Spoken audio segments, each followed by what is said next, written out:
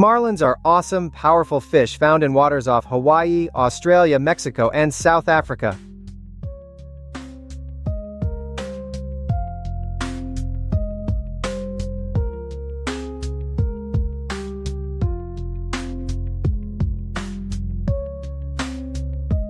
While amazing to see from afar, you wouldn't want to get too close, especially to a stranded one like this big blue marlin on Waikiki Beach, Hawaii in January 2023.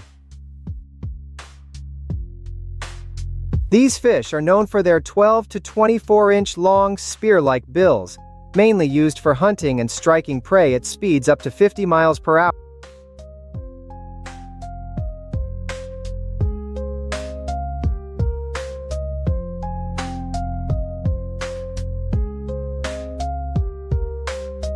There have been many marlin-related accidents, from minor injuries to fatalities, but that hasn't stopped die-hard anglers from pursuing them.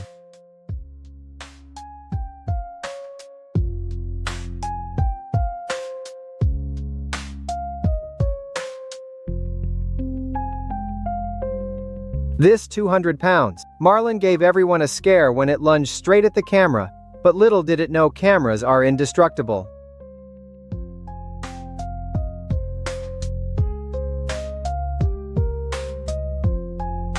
In February 2020, these anglers were fishing for 450 pounds black marlins in Panama when they decided to take a risky move. Thanks to the crew for their quick thinking.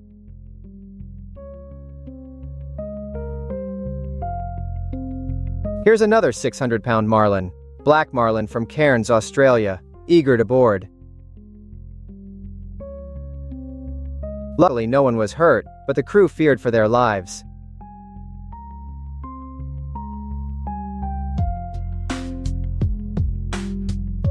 Marlin fishing is mostly recreational, as you can't sell them in most waters except Hawaii. Even so, it's a dangerous job to do.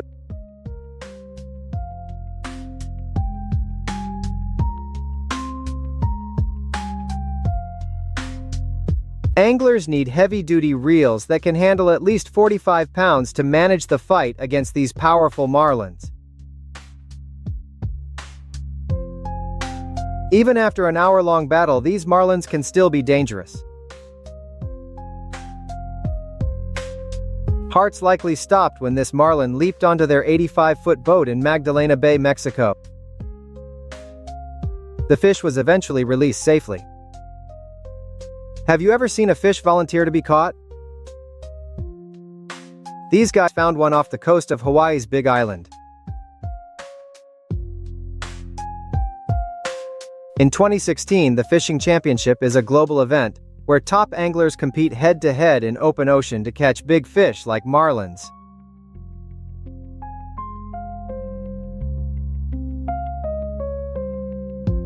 It's a thrilling spectacle with intense action, dramatic catches, and sometimes even a touch of danger.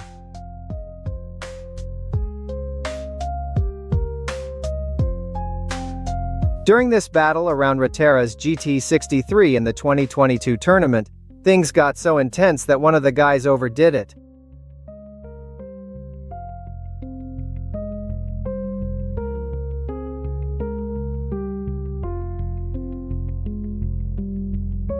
The blue marlin was caught, but that guy had the story of a lifetime. Even juniors like this 13-year-old Australian can participate, but they need pro anglers to help in dangerous situations.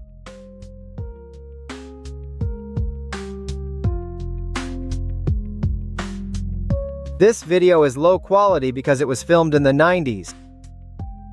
This blue marlin wasn't just caught, it dragged world record holder Stuart Campbell when the line snagged his fishing reel. Unfortunately, he survived with just a few minor injuries. In October 2013, these guys had just caught a huge marlin. While trying to bring it aboard, things got dicey. It's like a game of musical chairs between humans and marlins. Luckily, no one was hurt, including the fish.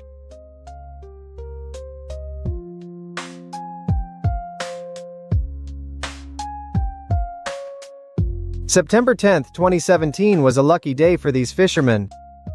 The marlin leaped out of the sea, snapped the line, and swam off unharmed off Australia's coast. Who's really the hunter here?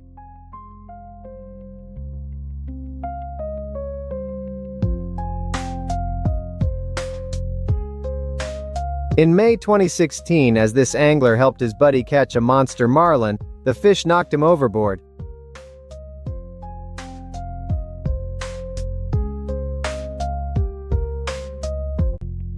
Fortunately, he was a good swimmer.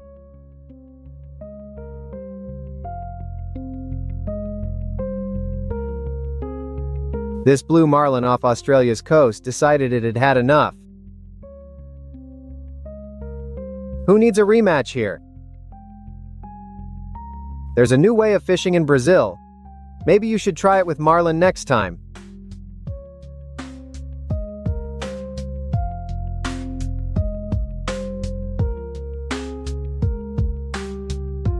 There are two types of anglers in Australia: pros and those who think they're pros.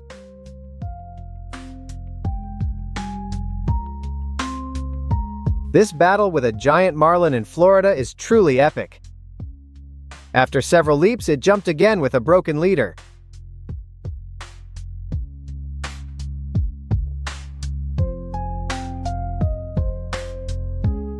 If you've fished, beware of these scary schooling predators, even when they're just after your catch.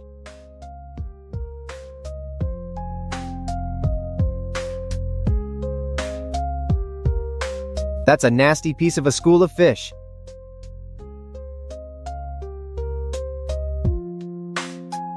Not everyone escapes with just a few jumps from this swordfish angler. Can you believe this little guy from Exmouth, Australia caught a 30-pound salmon?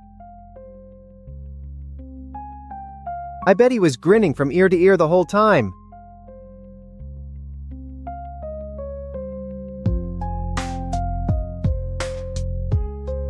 This angler thought he'd hooked a monster, but it was actually a rental boat.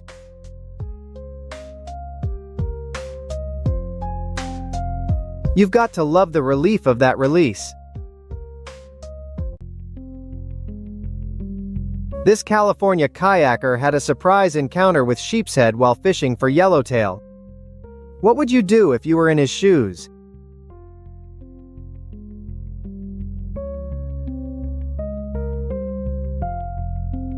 This guy took a fishing trip and ended it with a fresh fish dinner. Now that's what I call a successful fishing expedition.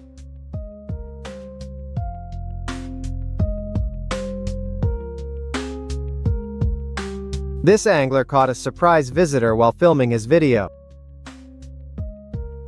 Sadly, the seal seemed more interested in a photo op than salmon.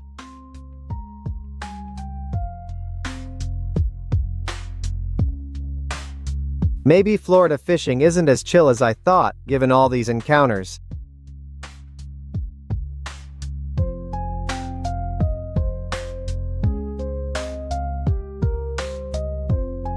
This fisherman had a surprise run-in with a shark just offshore. Luckily, quick reflexes and a bit of luck helped him escape unharmed.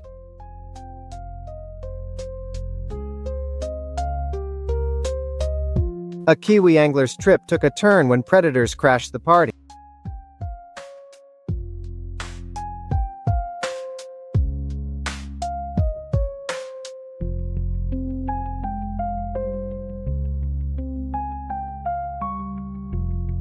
Florida anglers saw a shark's appetite when it chomped their catch.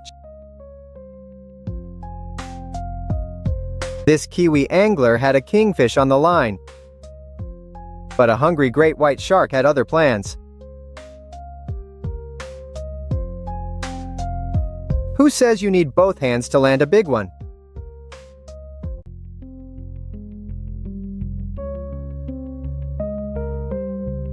An Aussie fisherman was reeling in a nice catch when others wanted a piece. Luckily, his mate was there to quickly grab the fish.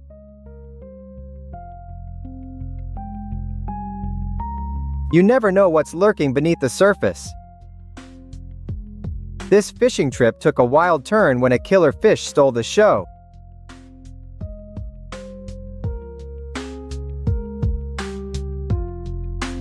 Who says you need a big belly to catch a big fish? This little Joey landed a 33-pound whitefish with his Disney Frozen mini rod. This angler caught a piranha dinner and an unexpected side dish.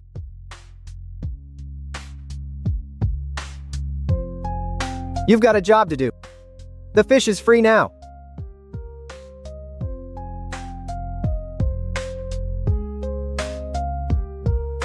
This Kiwi fisherman hooked an aggressive whitefish off the Coromandel coast.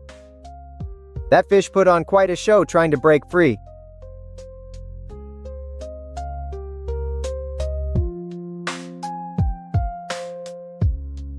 Who knew releasing a whitefish could be so cool?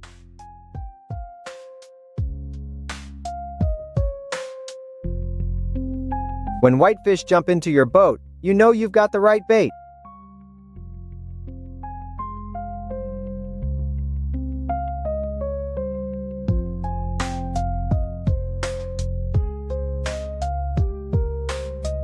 These Kiwis were fishing when an unexpected visitor snagged their catch. It ain't over till the fat lady sings.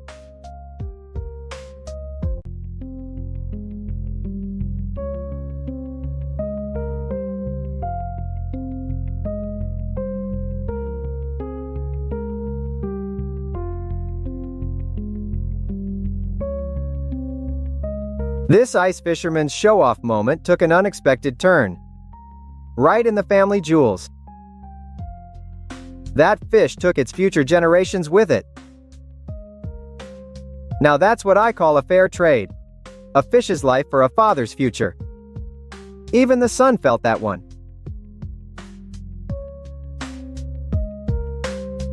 This is why we love fishing. Those unexpected moments, the thrilling scenery and joy of being at sea. And here's why we shouldn't. Imagine catching tons of fish with just a plastic boat and some boxes. In the US, a commercial fishing boat can cost under $75,000.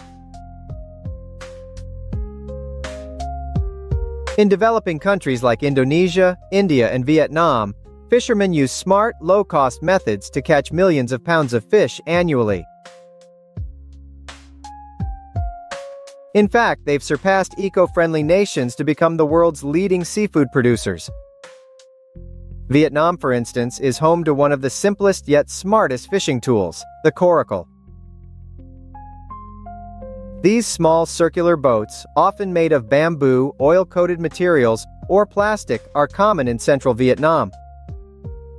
With an estimated 4,670 in use, some fishermen have even added small motors to increase speed.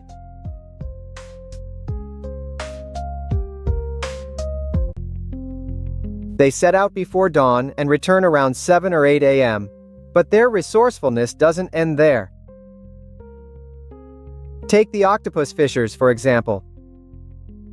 Using empty fish boxes, they cut costs while using eco-friendly techniques. These sustainable methods keep expenses low, allowing fishers to earn $41, $82 on a good day.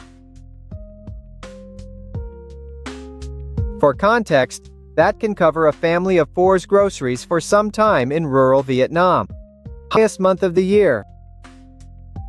Often husbands fish while wives wait at sea to help with nets and catches. Fish and crustaceans are the most popular catches.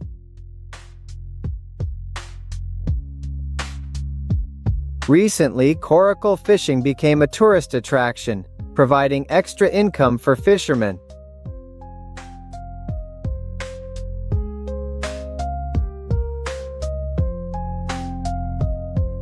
From Vietnam, we go to Japan and China, where a unique fishing method needs no nets or gear.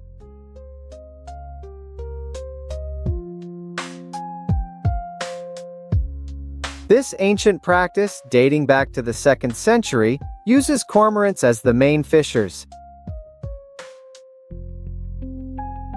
Trained from 3 months old, cormorants fish with neck rings to prevent swallowing large fish.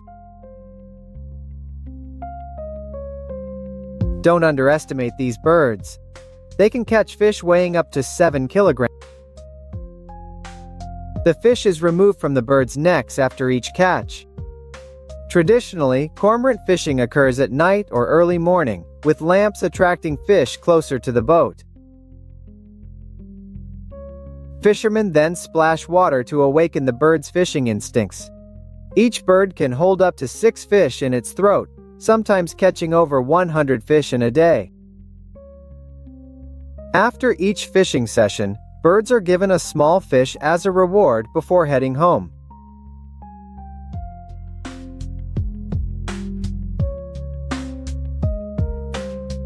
Let's explore an impressive large-scale fishing operation using fish aggregation devices. Clever floating structures designed to attract fish by creating protected shady areas. These devices consist of 3 main components: anchor for mooring, shade for shelter, and markers for location. Once fish are located, usually 3 to 4 days later, the real action begins. It's a synchronized day-night operation requiring a well-coordinated team. Divers perform critical underwater tasks, setting anchors and ensuring the net is positioned correctly around the school. Above water, the rest of the team works to hold and manage the nets. Once set, the net is pulled out, forming a containment zone that traps fish within its perimeter. This is where the team really shines. Bringing the fish to the surface is a physically demanding process. Nets, loaded with fish like sea bass, mackerel, and even squid, require strength and coordination to manage. As the net reaches the surface, the team quickly sorts the fish. Smaller fish are sold for fish paste or dried products, while larger, valuable ones go to markets and stores. The final step is cleaning and prepping the team for the next trip. Often, this begins just hours after returning. Valuable catches like grouper make these month-long trips worthwhile. In Indonesia and Vietnam, crews typically earn about $1,275 per person.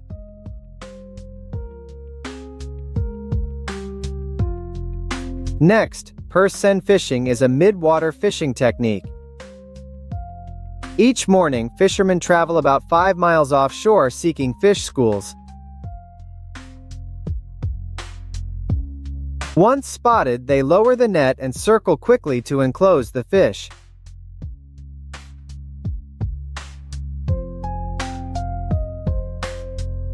The men then jump in to manage the nets.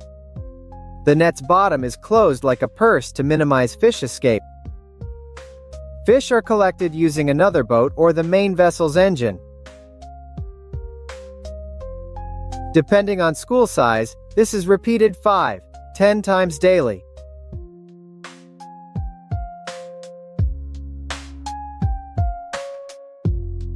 Sri Lankan fishermen use this for tuna schools from June to September. The operation is similar to the purse seine fishing described. For offshore fishing, it requires more pulling strength from fishermen.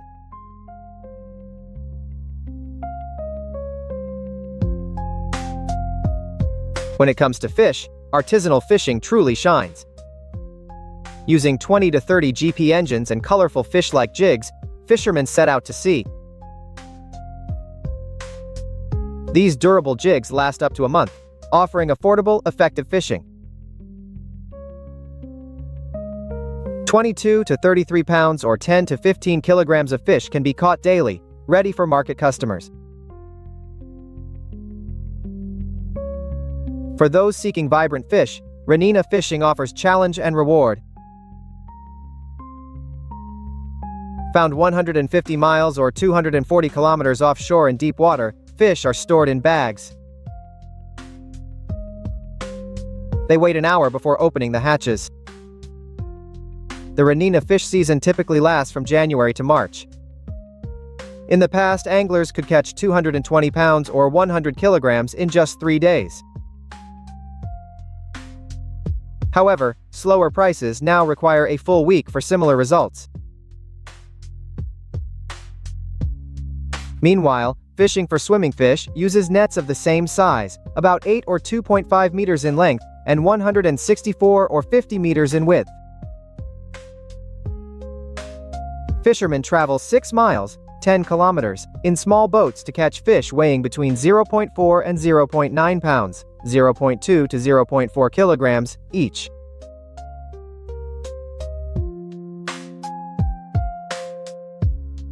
Krill, the red underwater creature you see on screen, is a small but prized seafood in Southeast Asian cuisine.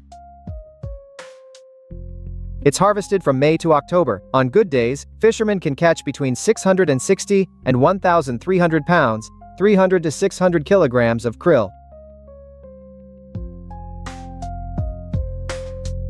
Fresh krill sells for about 20 cents per kilogram, while dried krill sells for about 28 cents per kilogram.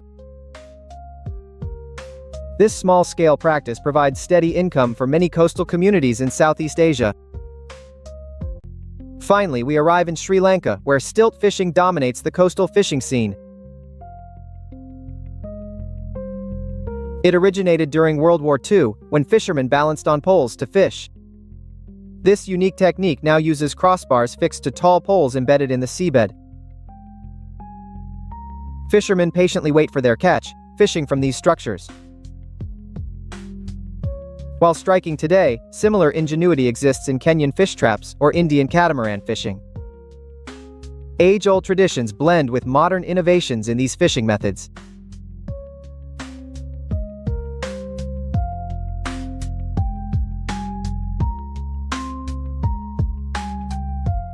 These fishing techniques showcase human creativity and resilience. Supporting sustainable practices ensures these traditions continue for generations.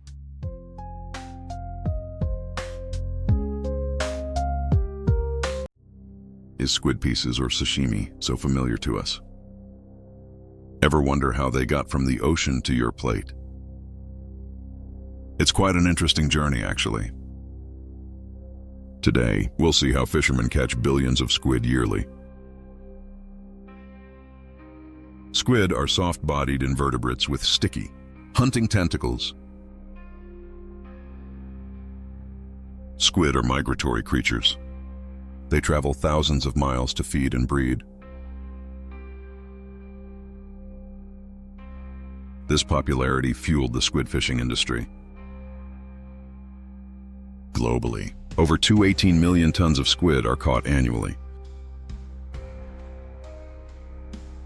A large ship can catch about 520,000 tons of squid, on average. Most of these ships belong to major fishing nations. Fleets. China, Japan, and South Korea lead in squid fishing production.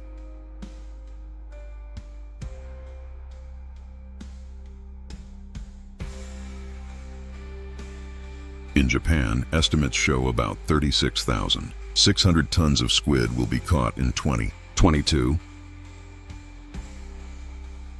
About 70% of squid in Japan is caught by squid jigging, a simple mechanized method.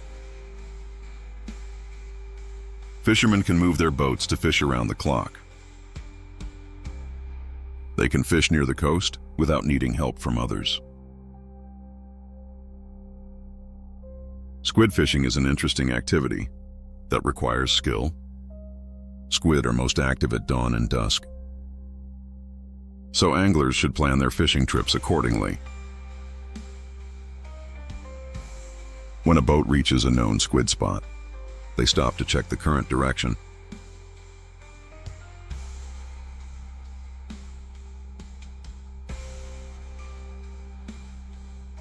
Once they understand the current, they start drifting and fishing for squid.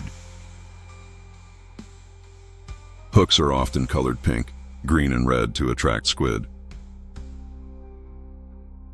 Anglers typically use light rods with fast-action tips. Light reels with braided line are preferred for squid fishing due to sensitivity and low stretch. The angler releases the line and lets it sink, with one hand reeling and the other on the line. They give gentle rod tugs. Squid are easily attracted to movement. They keep the hook moving underwater as much as possible to entice strikes. When squid are hooked, it's crucial to handle them carefully for the best market value. Squid have delicate flesh. Pulling too hard can damage their tentacles. Anglers must use light drag and ensure safe transport to the boat. Various methods like dip nets and specialized gear can also be used for squid fishing.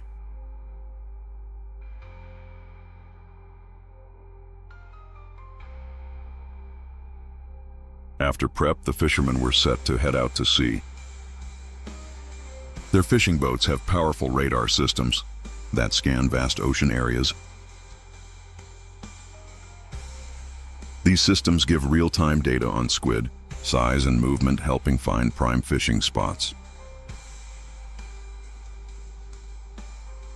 The net's built to handle seabed pressure and has large openings for safe fishing.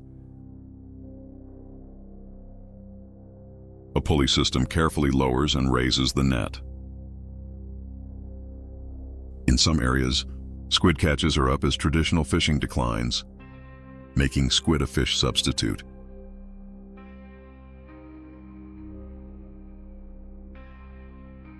In the Northwest Pacific, less sardines and pollock are offset by more squid catches.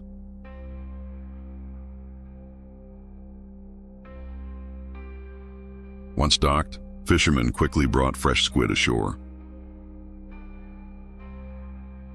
A team sorts packs and ships the squid to market.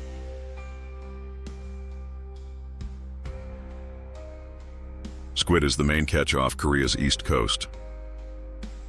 It's also one of the most eaten seafood. Squid fishing here differs notably in summer. In July, coastal fishermen caught 74 tons of squid, double the usual.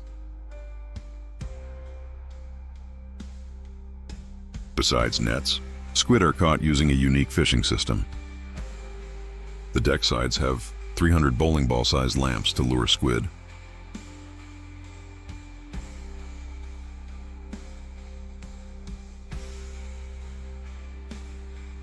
At night, these lit boats are visible 100 miles out at sea.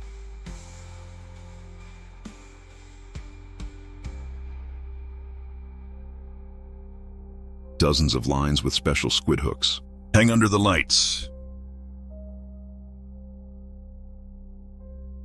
When caught, squid are automatically flipped onto a metal shelf. Baskets below catch any falling squid. These elusive creatures require specialized tech and skilled crews for successful squid fishing.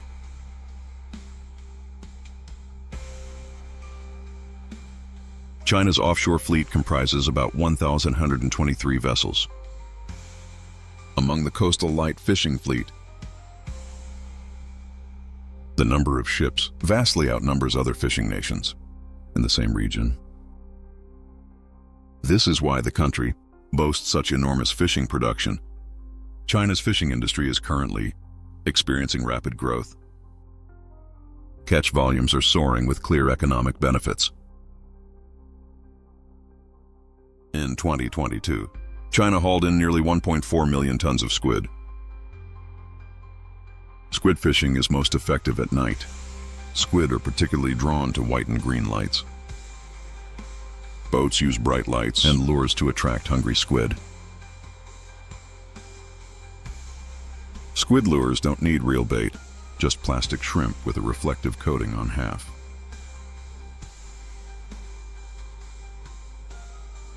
Strong light makes the reflective part shine, attracting squid to the lure. Catch rates peak at high tide on cloudy or rainy nights. These conditions provide ideal depth and make artificial lights more visible.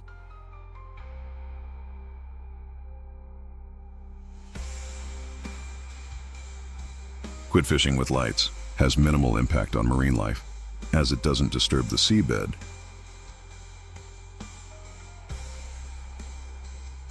Fishing rigs target only squid, resulting in very low bycatch rates.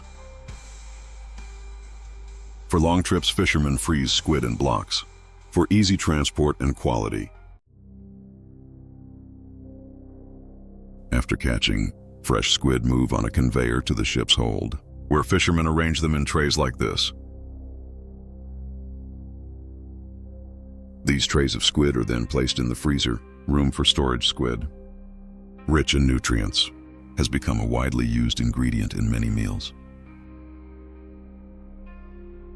Global squid market forecasts predict it'll exceed 1.6 million by late 2025.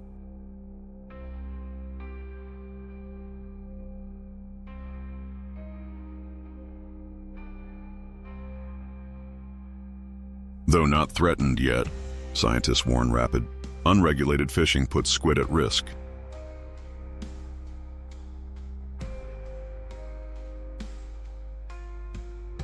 Unmanaged areas often border regulated zones, like exclusive economic areas. As squid freely cross borders, small coastal boats compete with large distant fleets.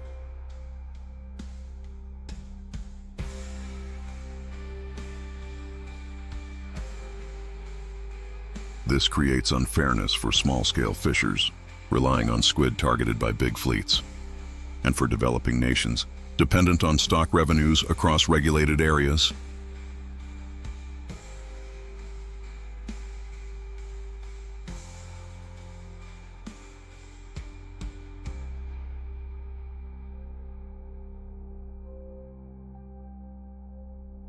While fishing threatens marine life, cod has been crucial to economies and culture.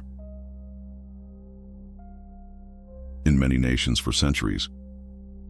In the U.S., cod became a top New England export, making 35% of the region's income in the 1600s to 1700s, rivaling England's fishing industry.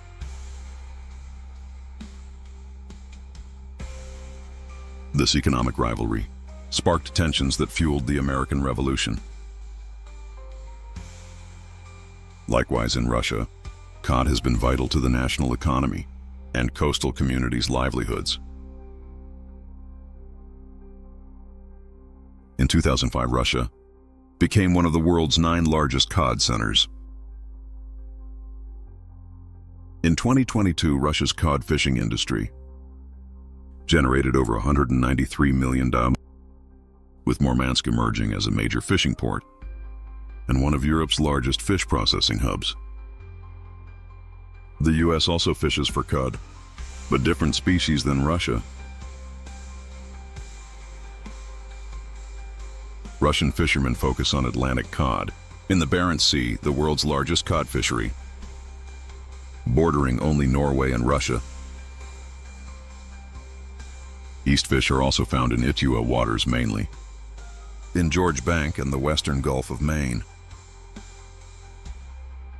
However, Atlantic cod commercial landings in Zarabora totaled only 500 tons valued at $2.3 million, according to the National Oceanic and Atmospheric Administration Fisheries Database. This is because in Zaragoza, Pacific cod is naturally more abundant than Atlantic cod. While both live 300, 800 feet deep on coarse sediment bottoms, Atlantic cod is sweeter, larger, and lives over 20 years.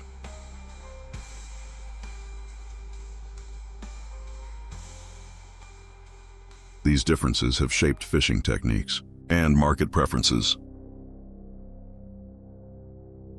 Atlantic cod is highly sought after, but this preference led to population decline since the 1970s due to overfishing.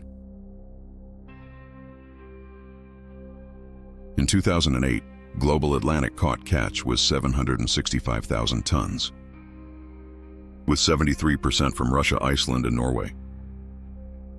But commercial catches dropped to 100,000 tons in 2020 and 61,000 tons in 2023 despite a 200,000 ton quota.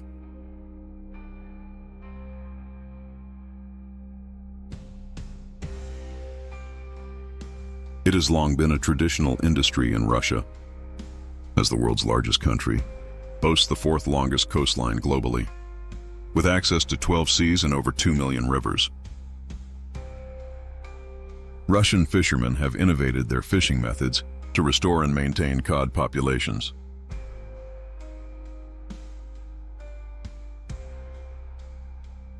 Approaches halting Atlantic cod fishing from May to November, when they spawn millions of eggs and mature. They also reduced catch quotas, pushing fishers to catch Pacific cod in the Northwest Pacific. Over $300 million went into new ships, including massive 300-foot trawlers to support sustainable fishing. No, safety wasn't guaranteed, but we'll discuss that later. Preparing for a cod fishing trip on a huge trawler can take months. The chef manages tons of food, as these trawlers only return to shore every few months.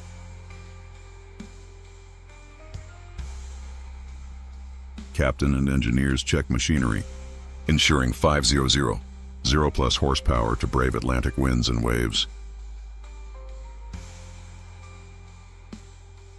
Fishing grounds are 2,000 nautical miles out. The trawler stops to pick up more crew along the way. This week-long initial phase involves checking cables and setting up net sensors for the captain.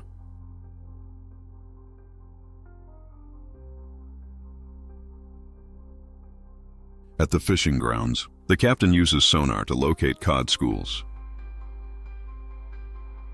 The crew slowly lowers the nets to 300 meters deep, taking about 30 minutes. Several hours pass before the captain finally gets a signal from the sensors. This indicates the net is full and ready to be hauled up. However, false signals sometimes occur due to unidentified objects. Tension is running high for this trawler. The total catch limit is set at 900 tons. If they don't meet this quota on return, the trip's deemed a failure. Hauling nets requires careful teamwork, as pay depends on the catch size. On big trawlers, small errors can cost hundreds of thousands in damages. The fishermen's faces show it's a big haul. 15 tons of fish caught. With the crane's help, hundreds of thousands of fish are quickly dumped into receivers for the second haul. Fish receivers transport them directly to the onboard processing area. Here they're gutted, cleaned and frozen in molds to form large cubes. This process must be quick, otherwise the fish will start to degrade. Each cube contains about 10 fish, and 156 cubes are fully frozen in 3 hours. Hundreds of thousands of fish must be processed fresh, so the plant operates 24/7 in shifts.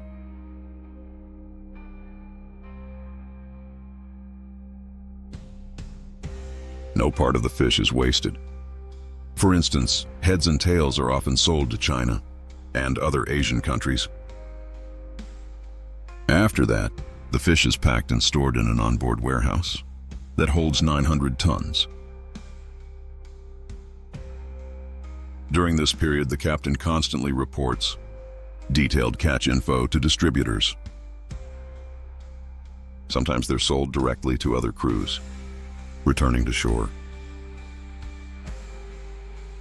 After 55 days at sea, this Russian trawler carries 850 tons of cod. Stopping in Norway before Russia,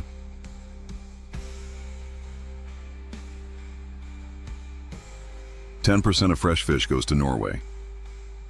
Most frozen fish exports to China, South Korea, Netherlands, and Japan.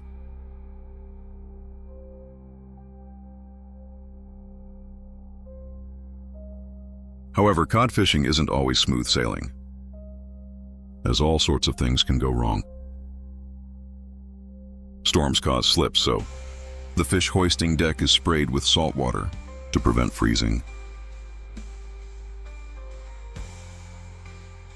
Fishermen must wear safety harnesses, as onboard surgery can be challenging. Running out of fuel or equipment failures at sea are also major challenges. If not quickly resolved, it can lead to major losses, like hundreds of tons of stored fish spoiling. But this isn't even the worst-case scenario.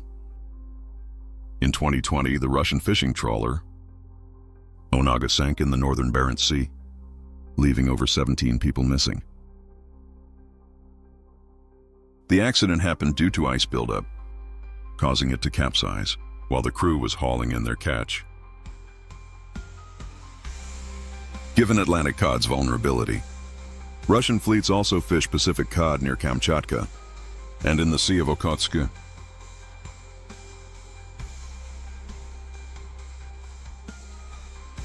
Besides the fish market, fresh catches are often sent to Murmansk factories to make clipfish. It's a traditional dried, salted cod product popular in Norway, Iceland, and the Faroe Islands.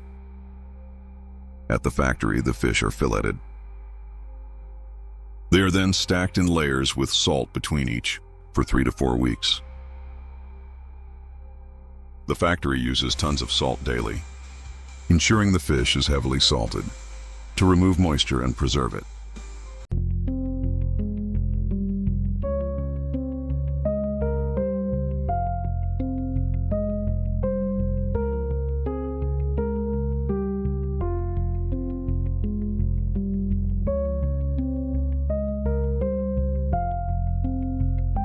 Vivid ocean scenes will take you on a magical fishing journey.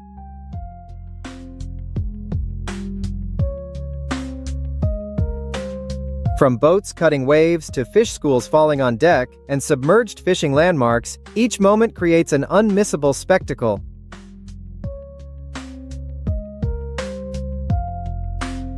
Now let's explore the 20 most impressive fishing moments that'll leave you in awe. Every year, starting in winter, fishermen battle giant tuna. Some vessels use purse seine nets, covering vast areas to completely encircle the tuna.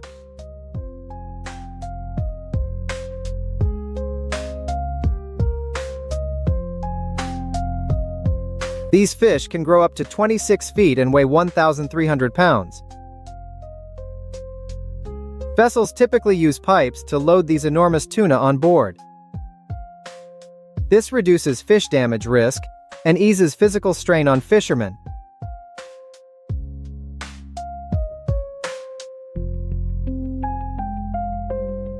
Let's visit the Azores' rich waters to experience the thrill of deep-sea fishing. Giant tuna hold a special fascination for fishermen.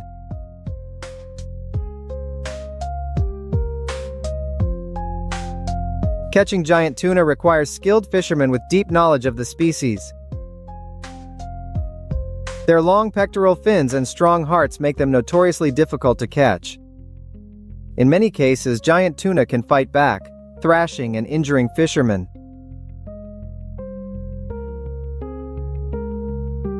The giant tuna fishing season in South Korea runs from October to March. As water temperatures rise, giant tuna migrate west, leading to peak numbers.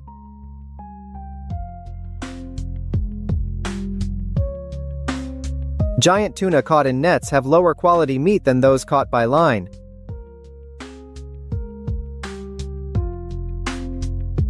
However, net fishing remains the method that maximizes fishermen's profits. About 80% of tuna caught in South Korean waters is captured using purse seines.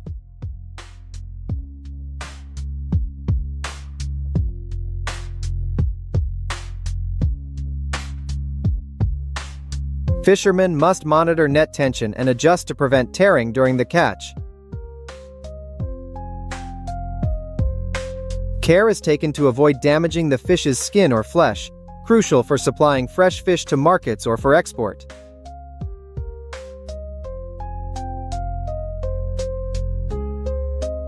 The fish are transported on board using modern crane systems.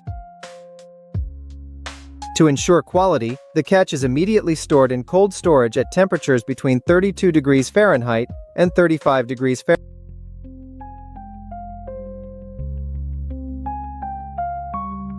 Groupers are one of the most valuable fish species on the planet. Grouper fishing is an exciting experience that offers many opportunities, but also significant challenges.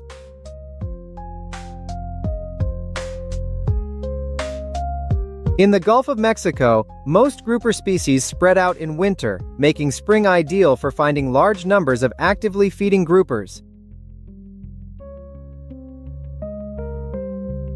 Fishing activities are carefully managed to balance recreation and sustainability.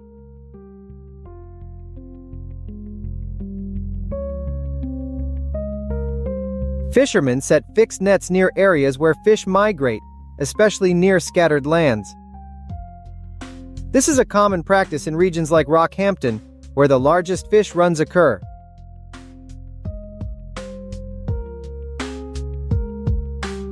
Japanese fishermen typically operate within 200 nautical miles of the mainland. For 2024, Japan's salmon fishing quota agreed with Russia is 4 million fish.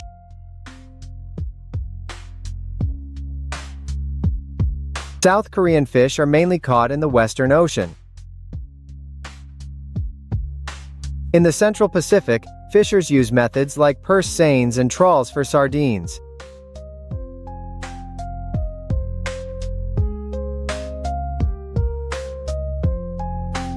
Purse seines gently encircle surface fish schools, maximizing catch and protecting resources.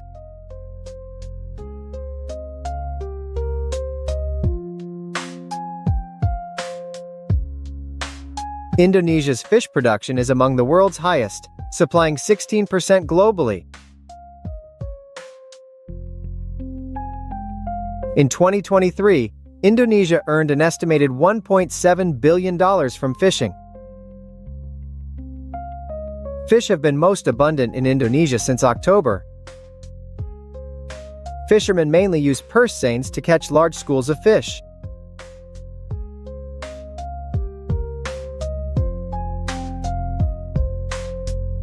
British Columbia's central coast is known for halibut and hook and line fishing.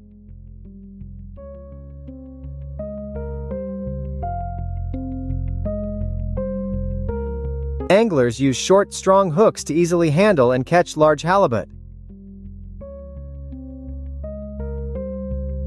Once caught, the line must be quickly reeled in to prevent the fish from escaping or suffering unnecessary harm. In areas like Canada and Alaska, fishermen set long lines along the sea floor to catch halibut. Fishermen must adjust their vessel's depth and speed to avoid damaging the seabed or overfishing.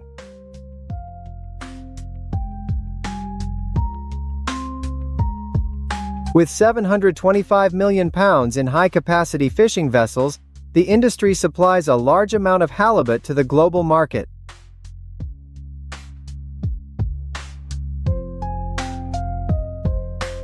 Alaskan waters are home to large halibut populations, but these fish are notoriously difficult to catch.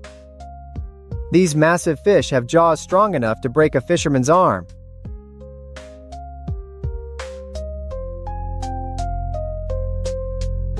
Fishermen use heavy fishing lines that extend over 100 meters to reach halibut. They also equip themselves with robust systems capable of handling these enormous fish.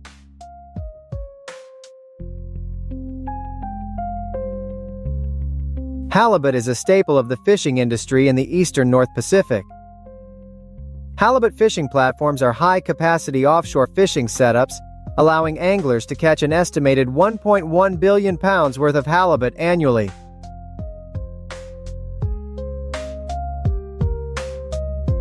Dozens of fishing lines extend into the sea under bright lights, each equipped with specialized halibut hooks.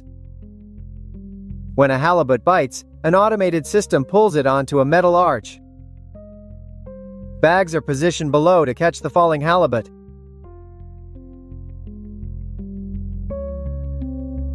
For giant halibut, anglers use gaffs to bring them closer before catching them with fishing lines. This is a challenging and dangerous task, as halibut can live in deep waters and grow to enormous sizes.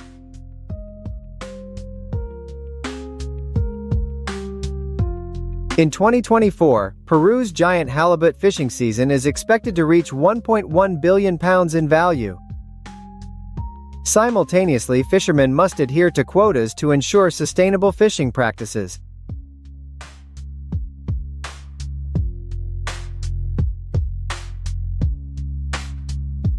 Norwegian fishermen and fishing vessels prepare for the annual halibut season.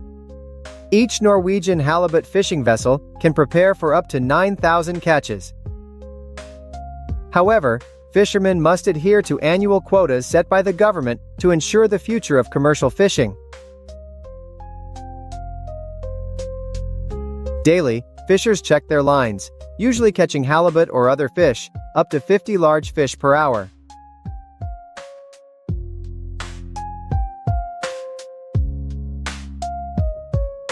Snowfish are found on continental shelves at depths of 900 to 2,000 meters. In Australia, snow halibut fishing mainly occurs along the coast from Northwest Cape to Fremantle. In commercial fishing, the main method for catching lobsters is setting traps on long lines and dropping them to the ocean floor.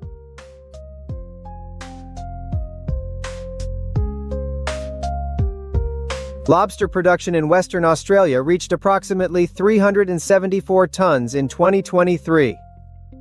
Australia's coastal waters, especially near islands, have the highest lobster production, particularly species like the western rock lobster.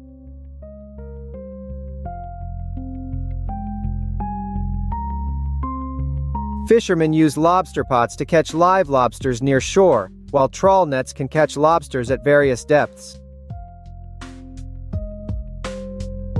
Fishing vessels deploy long lines across the seas day and night. This method allows Australian fishermen to catch an estimated 4.4 million pounds of lobster annually.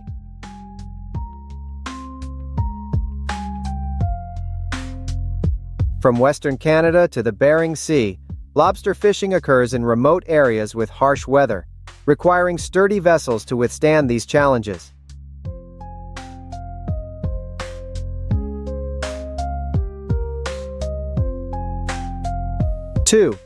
4 hours after removal, rainbows are moved to holding pens and transported to tanks below deck.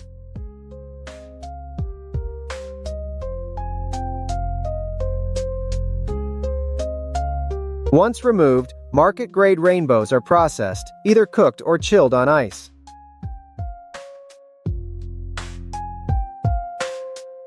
December and January are the peak months in Australia's fishing calendar.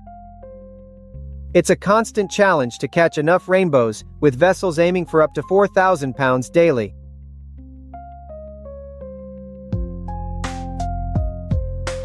About 230 fishing vessels operate in this industry, generating an estimated $400 million annually.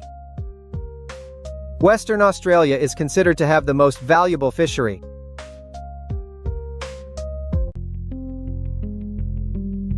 This industry is crucial in cold regions, especially in the Arctic, North America, and parts of Russia.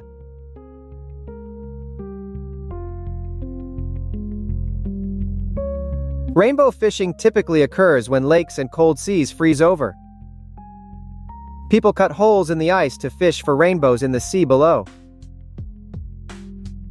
Though fish are less active in winter than summer, they still seek food under the ice, creating opportunities for successful fishing.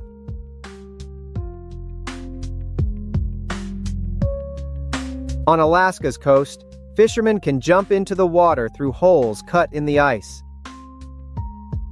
They search for fish in sea crevasses, where they often gather. Each year, Alaskan fishermen catch about 50 million fish.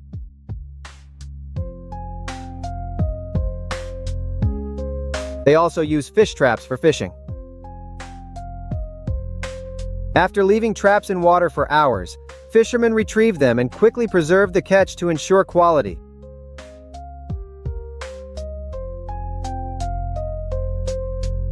Ever caught a fish so big it could swallow your head or clamp your mouth?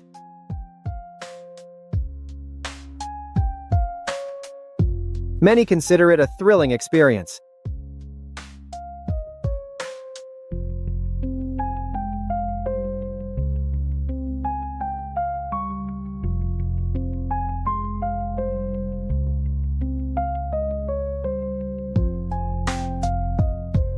That's happy angler Ken Fraser with his legendary bluefish caught off Nova Scotia, weighing 10 pounds after 10 hours in the oven.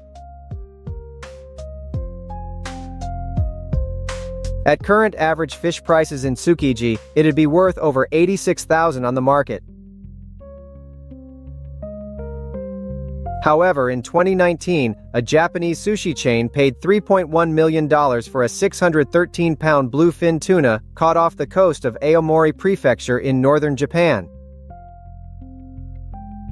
This is because freshness, not size, is key to a bluefin tuna's value. In Japan, fishermen often use longline fishing with about 1.8 miles of line to catch several giant fish at once. Longline caught fish are strong and aggressive, so they can fight for hours, raising body temp and reducing meat flavor.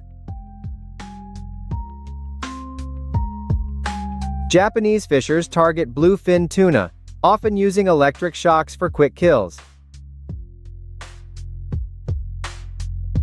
Once aboard, they destroy the brain, cut the back, and wire the tail to prevent rapid heating.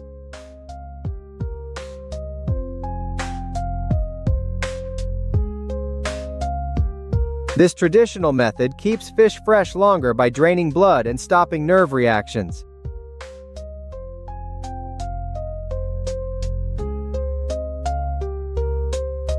The fish is then fully cut to cool faster and avoid contamination from damaged organs during transport.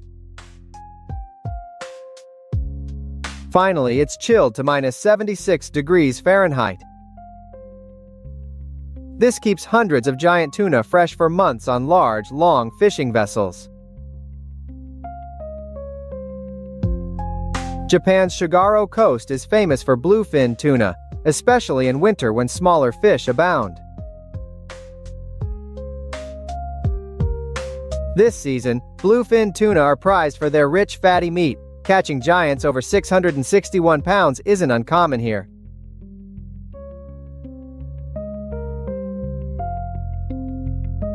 To capitalize on this weekly rush, when global tuna supplies are short, brave fishermen worldwide risk their lives to venture out, even in 70 km/h winds, or risking a finger to the powerful jaws of a giant tuna.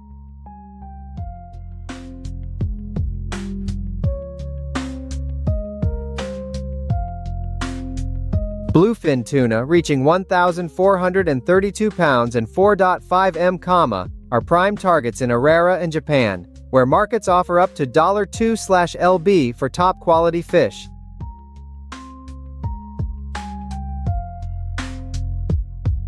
Recreational anglers use rod and reel methods to catch these swordfish-like creatures. Anglers typically troll live or artificial bait for hours, often 6 to 8, before getting a bite. And then the fight begins. Using lines that can withstand over 800 pounds of force, anglers use heavy-duty reels designed to handle the pressure. While prized catches, these fish can also be deadly, thrashing violently during the long battle.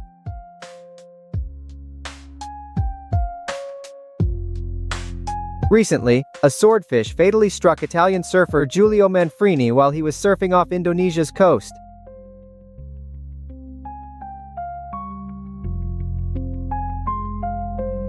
Swordfish can dive up to 2,000 meters deep in search of prey. These dives, often in dark waters, led to a unique night fishing strategy.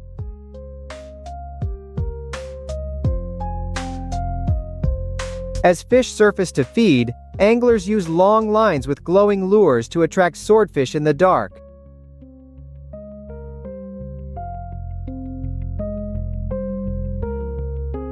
While you can catch swordfish and blue marlin solo, the fish I'm showing can beat even the strongest bodybuilders and NFL players. And of course, no one wants to risk fighting it alone. It's the Goliath grouper, one of the ocean's strongest fish. Though its record is only 814 pounds and 8.2 feet, this monster inhabits warm Indo-Pacific waters, especially near coral reefs of Australia, Indonesia, and parts of the Laccadive Sea. Anglers lower their bait, usually fresh fish or live tuna, to depths over 300 meters, where the Goliath grouper lurks. Once hooked, the battle begins. With its powerful body and suction-like mouth, the Goliath grouper strikes with explosive force, often turning the first moments into a life-or-death struggle for the angler. It's so strong that it's been known to break reels or pull fishermen overboard. As a result, Goliath groupers are usually caught using specialized hand lines or heavy-duty reels, with lines able to withstand over 1,000 pounds of force.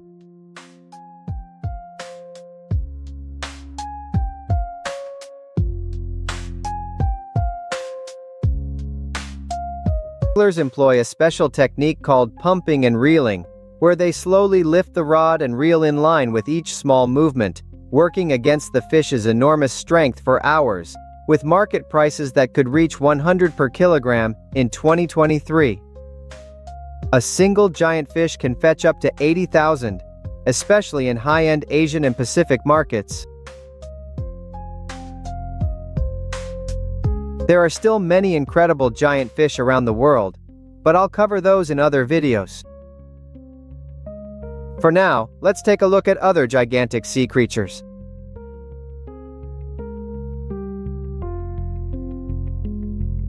Found in the cold depths of the North Pacific, from Japan to Alaska, the Pacific giant is one of the ocean's most formidable creatures. It can grow to over 16 feet and weigh nearly 110 pounds. You see, fish have the largest brains relative to body size of any invertebrate, so they're very intelligent. There are reports of fish stealing catches and other items from fishermen at sea. Once caught, these fish must be placed in a containment box for safety. A single mistake could result in a powerful headbutt. Like other fish, they're immediately iced after capture to maintain freshness. In recent years, individual fish have sold for nearly $4,000 in Japanese markets.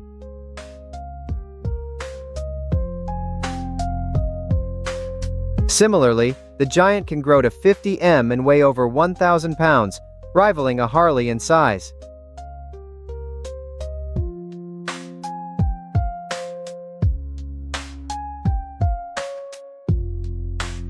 Catching these big fish needs special gear and skilled anglers in deep, cold waters.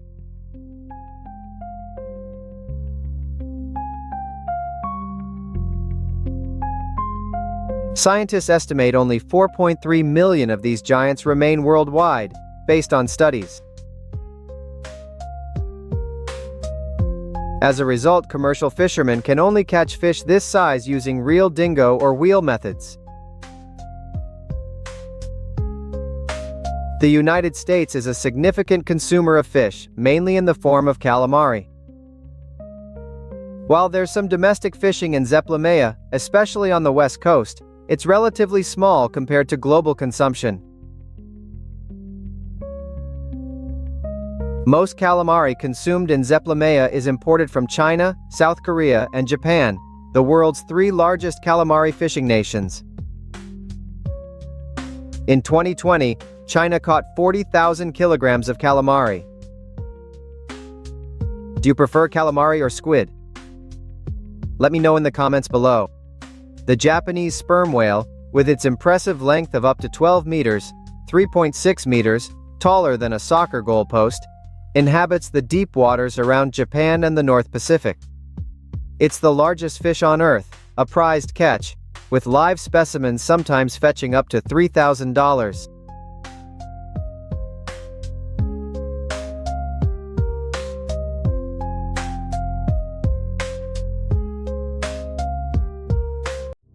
A kilo of whale meat can cost up to $100. It's fair to say, hunting a whale is like chasing buried treasure. But it takes patience, as the voyage can last several months. The crew took shifts looking for whales, from dawn to dusk daily. Whalers used binoculars to spot tails, blowholes or spouts. Unspotted, they'd launch the hunting boat and give chase. The crew would row towards the whale, following captain's orders. They paddle fast and quiet to avoid scaring the whale away.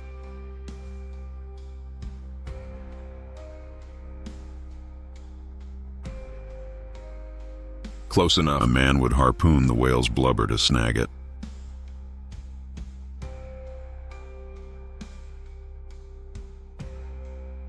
The crew's main goal was to exhaust the whale completely when the whale tired. The crew pulled the rope to bring the boat closer to their prey.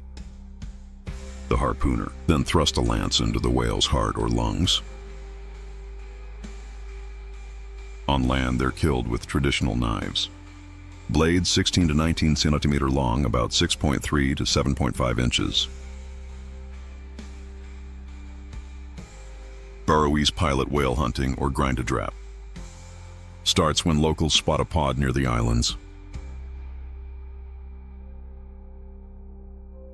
Local men then boarded their boats to intercept the animals. Making loud noises, hunters herd whales to a bay or estuary, where they beached or get trapped.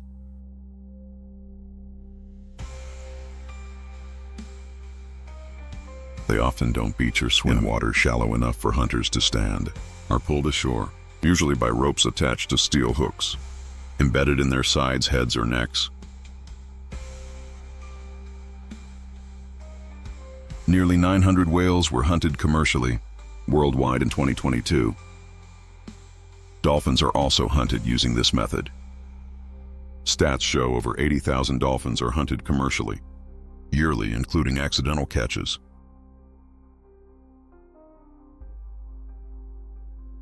Despite controversy, Norway and Japan still hunt endangered whales and dolphins.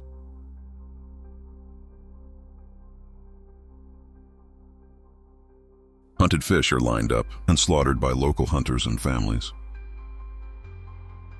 Each hunter and family gets an equal share of meat and fat. As non-commercial, some meat is sold to local eateries.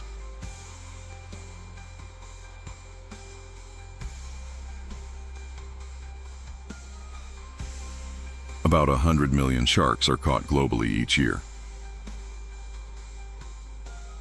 Longlining is the main shark catching method in the Atlantic and Gulf. Fishermen sail to shark feeding grounds and prep their gear. Long lines have 600, 800 hooks on a main line baited every 10 meters, spanning kilometers.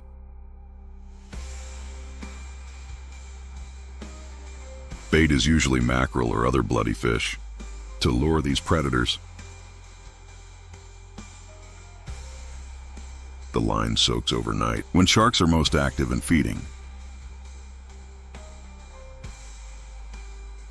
Between Java and Sumatra, tribal fishermen risk lives to catch sharks. Elsewhere, machines and booms safely hoist sharks aboard.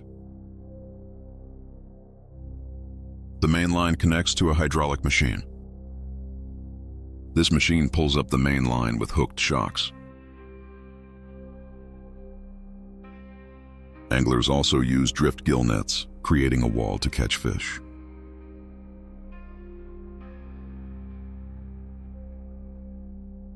These nets can stretch from 4,800 to 6,000 feet in length. They are set at night and soaked until early morning.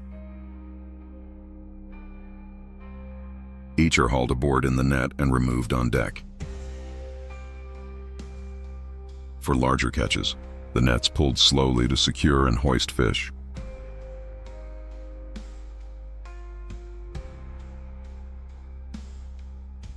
Fishing season typically runs from March to August. Catches include hammerheads and grays, but sometimes great whites. The ocean's fiercest sharks are also caught. Sharks caught range from 110 to 176 pounds, but some can weigh up to 102 pounds. Many fishers prefer finning sharks, overtaking the whole animal, as fins can fetch up to $500 per pound.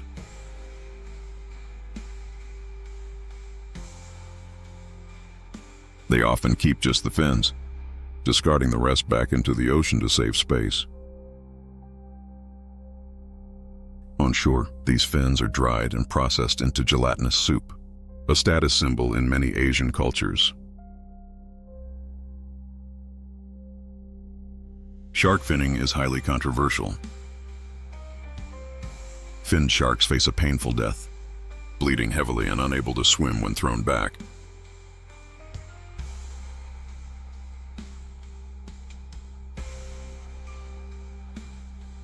Marlin fishing in Kona, Hawaii is year-round, with peak season from June to September. Marlins over 1,000 pounds have been caught here, boosting the Hawaii International Marlin Tournament's reputation in August. Rod and reel fishing is the most popular and effective method in Kona. This involves trolling a lure behind a moving boat at 10 knots, mimicking prey to attract marlin. There are two types of bait: live and artificial. Artificial lures often help anglers fish faster by mimicking a school of baitfish. Marlins are known for incredible speed, generating over 800 pounds of drag on a fishing line. However, they tire over time, their pulling force gradually decreasing as they fight the angler. Anglers use reel drag settings to create friction, slowing the fish over 30 minutes to tire it out. Kona is the only place in Sariwa for commercial marlin fishing. Japan also sells marlin commercially, with longline fishing as the most common method. This technique uses a miles-long main line with many branches snoods, each ending in a baited hook.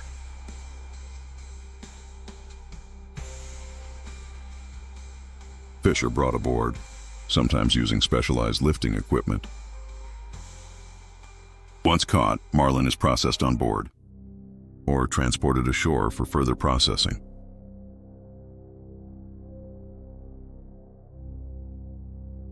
Tuna is the fourth largest commercial fish I want to mention on this list.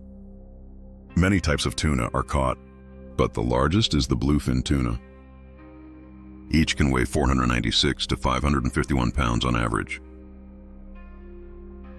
and be 6.6 to 8.2 feet long. Japanese fishermen often use long line fishing. To catch tuna, they use a main fishing line, stretching 30 miles with over 2,000 hooks on it. Squid and mackerel are two of the most common baits used. This method let fishers catch 661.3 m, tons of skipjack and 21 mm, pounds of bluefin in 2022. On fishing boats, tuna is bled, gutted, then stored in cold seawater tanks or frozen.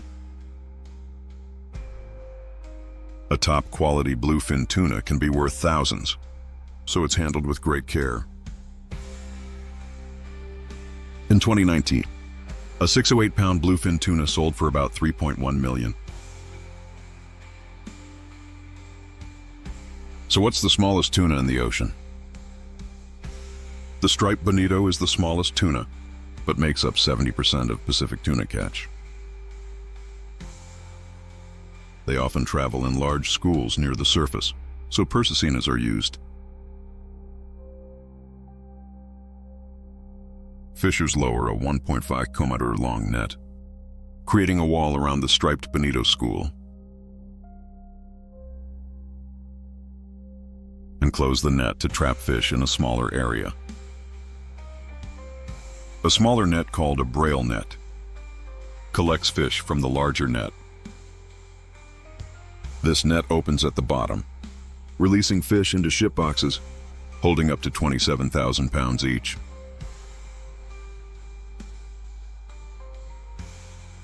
Filipino fishermen catch 484 million pounds of tuna yearly. Using this method,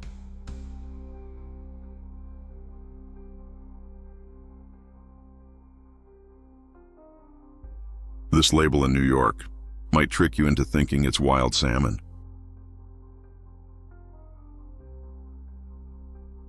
But it's actually raised in large enclosures, sometimes in or mimicking the ocean. China is the world's largest producer using this farming model. Today we'll explore how China processes millions of tons of salmon, catfish, and tilapia yearly. While wild-caught salmon now represents only 10% of China's market, the rest is farmed salmon. Most farmed salmon in China is raised in indoor, freshwater facilities, primarily located in the northern regions. The largest cold-water fish farm in northern China is in Shanxi province. Here, salmon grow for 3 years and are harvested at about 3.5 kilos.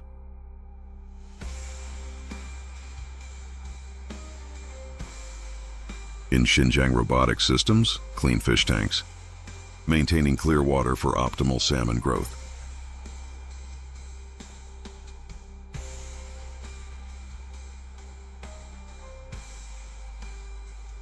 As a result, farm-raised salmon reach 4 to 6 kilos at harvest.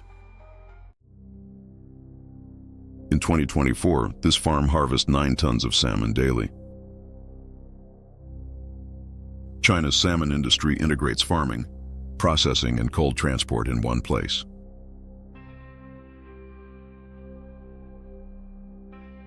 It takes just 15 minutes from when the fish arrives to when it's filleted. That's why in only 12 hours, fresh salmon fillets are ready to serve in Beijing and Shanghai restaurants. China's appetite for salmon has skyrocketed. In 2023, China's domestic salmon consumption hit 110,000 tons, with the food industry gobbling up 90% of it.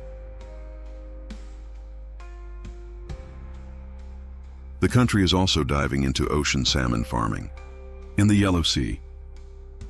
This groundbreaking facility launched in 2023, and 30 meters undersea can house 300,000 Atlantic salmon.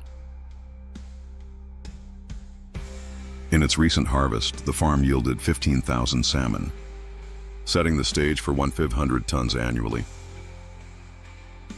That's why China is now a top exporter of salmon fillets. Processing salmon fillets for export adheres to the strictest quality standards.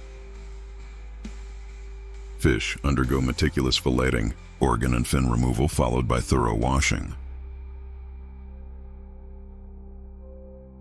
Flesh is separated from bones and skin in a controlled, refrigerated environment.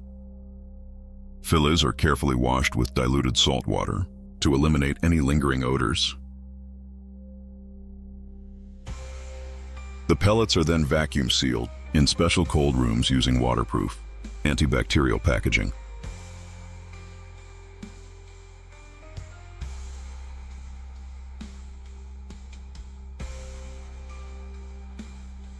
In 2023, China exported 57,000 tons of frozen salmon fillets to US and EU markets. Did you know your salmon might be mislabeled? Farm-raised salmon is sometimes sold as wild, costing over twice as much.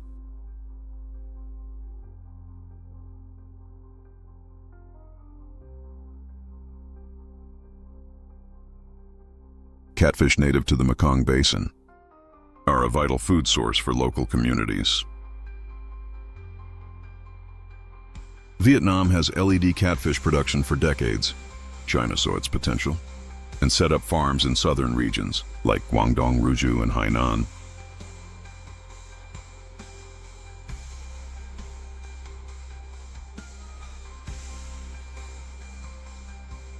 As catfish mature after 10 months, weighing 1.2 kilo, they're not fed for 3 days before harvest to clear their digestive system and prevent spoilage during transport.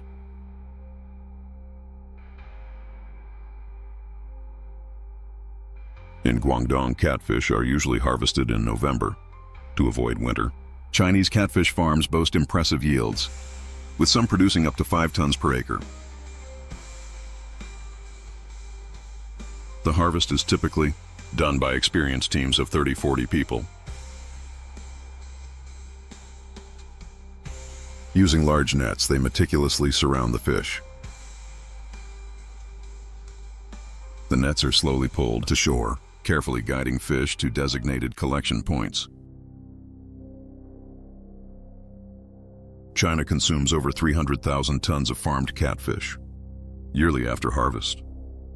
Fresh catfish is transported to processing facilities. Fish are meticulously selected and sorted. Based on size and quality, they're moved to the catfish processing line. Workers fillet, cut and shape them into butterfly cuts as ordered. Byproducts like heads, bones, skin, fins, organs, and fat aren't wasted. It is transformed into fish oil, fish meal, collagen, and other useful materials. In this massive factory, 150 tons of catfish are processed daily. A dried catfish mouth has an export value of up to $58,000 per ton. The EU, Japan, and South Korea are among the top destinations for processed catfish from China. Beyond the 2 fish I just mentioned, China has become the world's leading tilapia exporter, representing 33 to 50% of the global market share. In 2022, the country's tilapia exports reached nearly 430,000 tons, generating an impressive revenue of about $1.4 billion. China's tilapia farms are mainly located in the southern provinces of Guangdong, Hainan, and Guangxi, where favorable climate and abundant water resources provide an ideal environment for tilapia farming. Tilapia is typically harvested at 8 months old, when reaching a marketable size of over 0.5 kilo per fish. The harvesting process can be done in 2 ways: full tank harvest or partial harvest. Partial harvesting involves selectively removing some tilapia, leaving smaller, younger fish to grow. This is often done with nets, carefully pulled to minimize stress and prevent injuries. Strong fishers slowly pull the large net to gather fish in one spot, then use a small basket to bring them ashore. Old tank harvesting involves draining it and collecting all tilapia at once, usually when market demand is high, and to prepare for a new fish crop. Chinese tilapia, about 10 to 15 tons per hectare. Once harvested, tilapia are sorted by size and placed in a continuous flow water system to empty their stomachs. They are then immediately transported to processing facilities in refrigerated trucks to maintain freshness and quality. A worker uses a specialized knife to cut the fish's throat. Some companies use a machine to stun fish without bleeding. They are then processed and washed to remove any remaining blood slime and impurities. After that, some fish are quickly frozen, vacuum packed to create premium fresh fish products. Old tilapia sold fresh or frozen, with or without scales based on market demand.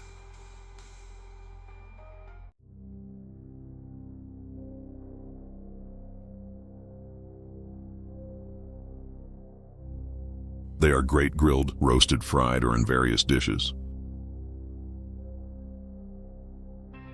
China's tilapia industry focuses on exports, reaching markets worldwide. Their tilapia products go to over 100 countries, including the US, EU, Japan, and South Korea.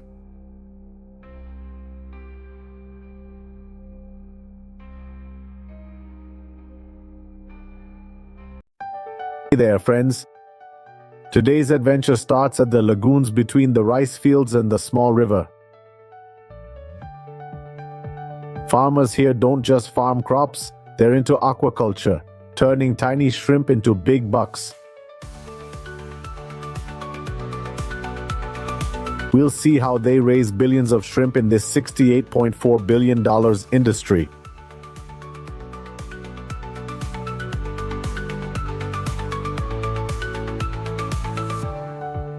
Farmed shrimp makes up 55% of global shrimp production. Asia produces about 75% of all farmed shrimp. Most comes from China, then Thailand, Indonesia, India, and Vietnam. Shrimp farming has become a major income source in these developing nations. It's evolved from a small-scale business to a global industry. New tech lets farmers raise shrimp in higher densities than ever before. The key to a good harvest? It all starts with the seed. Female shrimp lay between 150 and 500 eggs at once. After hatching, shrimp larvae are incubated for 15 to 21 days to boost survival rates before farm transfer. Clearly, the shrimp's life cycle occurs under conditions fully controlled by farmers. For effective, intensive shrimp farming, farmers must speed up growth and ensure uniform size.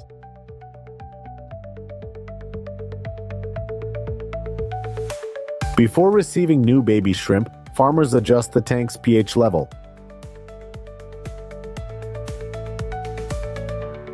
Each pond has an oxygen generator, roof, liner, and tubes to absorb water and release air.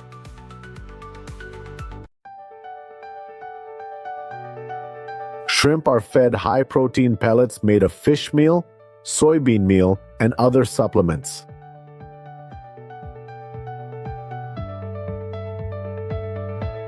The feeding schedule is adjusted based on the shrimp's growth rate. Well-cultivated mature shrimp can grow to 12 to 20 centimeters in length. This intensive method yields 40 shrimp per pound after 80 days, producing 5.5 tons per pond.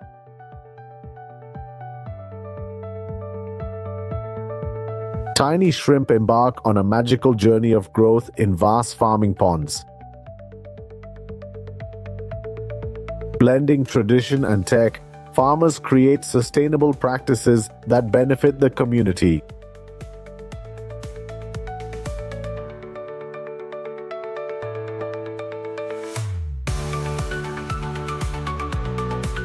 Shrimp farmers start their workday bright and early each morning.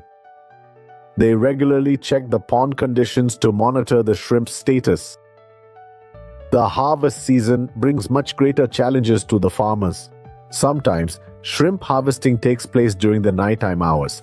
The aim is to bring all the shrimp ashore as quickly as possible and transport them immediately to the processing facility, as this ensures quality and delivers the freshest shrimp to consumers.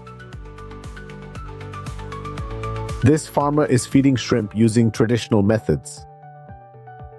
They'll cover the lake area to spread food. This way, 95% of the feed reaches all shrimp in the pond. This farm is more advanced. Feeding is done using automatic feed dispensers.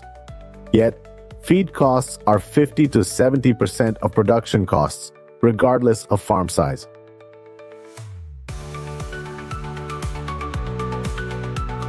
Farmers monitor oxygen, pH, ammonia, color, and odor to assess water quality.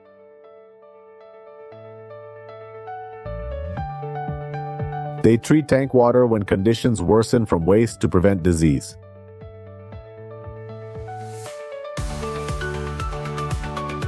Periodic water treatment with disinfectants occurs in the morning. After 6 hours, the farmers resume their work. Adding probiotics to the tank creates ideal conditions for beneficial bacteria to thrive. In commercial tanks, shrimp grow from juveniles to market size, with farms typically producing 1 or 2 harvests annually. Harvest timing depends on the shrimp's condition in the tank and current market prices. Before harvesting, farmers sample different areas of the tank with nets to check average weight and overall health. Shrimp are usually harvested when they're about 3 to 6 months old. Small farms harvest manually using nets or traps. On this farm, they'll drain the tank and collect the shrimp in nets. As men drag nets to shore, shrimp are placed in ice-filled plastic barrels. This preserves the cold while causing a slow death for the shrimp. Within 10 hours of harvest, shrimp must be frozen and moved to cold storage or processing. Typically, farmers handle the harvest while factories arrange transportation. Location matters, but trucks usually transport the shrimp boxes. At the plant, workers apply antioxidants to prevent melanin formation. After washing, shrimp are graded by color and quality. Shrimp may then be peeled, scraped, or pre-cooked for further processing. They're then bagged, boxed, and frozen for export.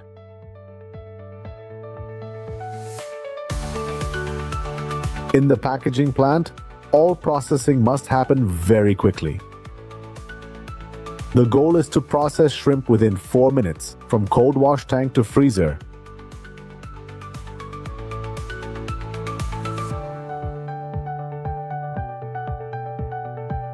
During harvest, farmers quickly cool the shrimp as much as possible. These efforts are wasted if shrimp warm up during hot processing.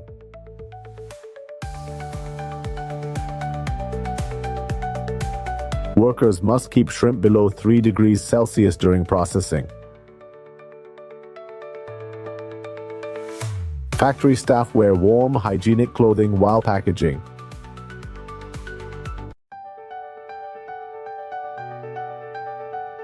Receiver tanks wash the shrimp here. Inspection conveyor removes soft or damaged shrimp before grading.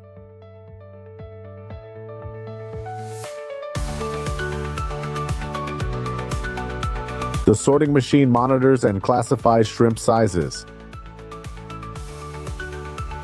This is the last chance to remove bad shrimp or foreign objects before packaging starts. Frozen shrimp are very delicate. Mishandling these frozen products often leads to broken shrimp. All packaging steps, including shipping prep, must be done carefully to maintain shrimp quality.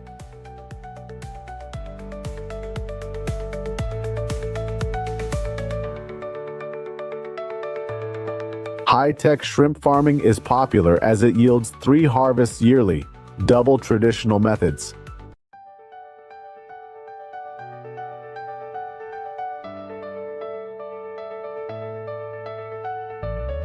It helps manage water quality and reduces weather-related disease risks.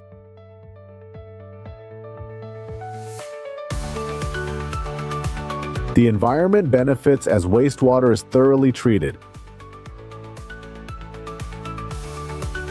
Shrimp mortality in high-tech farming is much lower than traditional methods.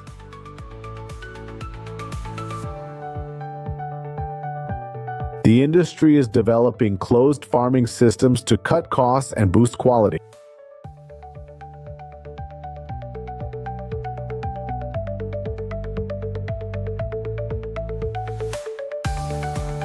Farmers have formed co-ops to raise shrimp using high-tech methods on a large scale. These co-ops get quality shrimp farming supplies while ensuring sales for their production.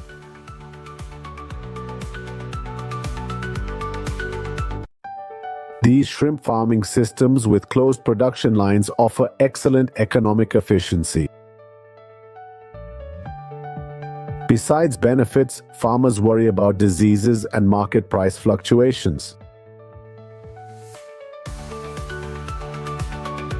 Farmers must constantly monitor, analyze, problem solve, and adapt to these growing challenges.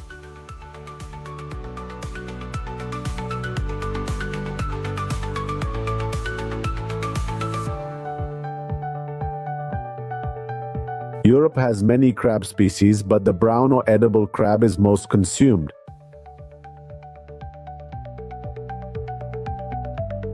Other popular species include the spiny spider crab and velvety swimmer crab. These crabs are mainly found in waters around the UK, Ireland, and northern France. Every year, brown crab catches in the EU exceed 44 million pounds. They breed from November to January, but rules ban harvesting buried females for sustainability. The prime crab catching season is May to October, when they're most plentiful. These crabs can live 15 years, grow to 28 centimeters wide, and weigh up to 2.5 kilograms. Potting is the most common method used to catch brown crabs. UK fishers use parlor pots with chambers for crabs to navigate and feed. They leave baited pots on the seabed overnight and collect them next day. This method is highly selective and minimizes bycatch. In some parts of Ireland, trawling is a less common crab harvesting method. This is used in deeper waters where crabs are tougher and harder to catch. It's used in deeper waters where traditional potting is less effective. In fishing grounds, trawlers drag nets along the ocean floor. This method works, but often leads to more bycatch and seabed damage.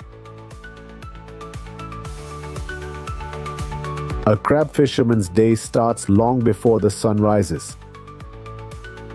They prep boats, check gear, and ensure enough bait is on board. They sail to fishing spots using GPS and digital maps, not old compasses.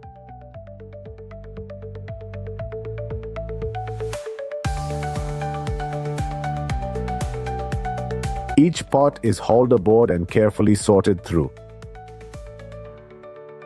Both claws of each crab must be cut off to prevent them from breaking apart. Fishermen typically handle 300 to 500 pots in a single day. In 2023, crab landings in the EU topped 30 million pounds, valued at roughly $40.4 million.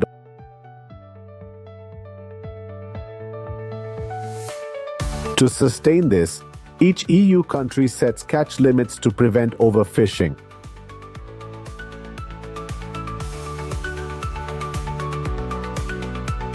Small crabs and females are returned to sea, ensuring future populations. Despite leaving the EU in 2021, the UK was its largest fresh crab supplier, exporting £20.6 million worth in 2023, mainly to Spain, China, France, and Portugal. This abundance is due to the UK's favourable crab habitats, with key fishing areas in the Irish Sea, North Sea, English Channel, and Atlantic coast.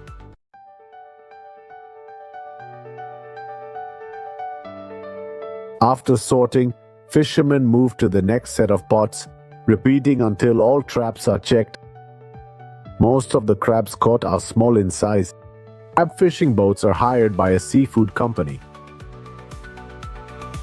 Once back at port, the day's catch is unloaded, weighed, and sent to processing.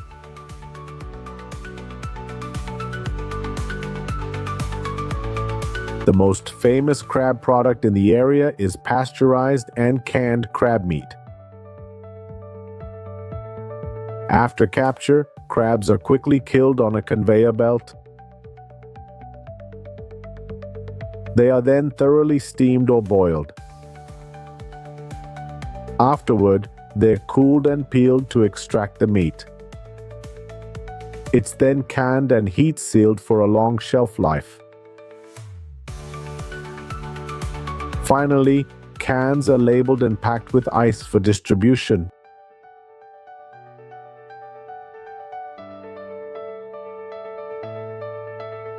While brown crab is best known, another crab has significant commercial value. Millions of European spiny spider crabs lurk in the Northeast Atlantic and Mediterranean. This stingray's been chasing these spider crabs. It swiftly strips all meat from the crab's shell. These crabs can grow huge, with shells up to 7.8 inches wide and male claws over 19 inches.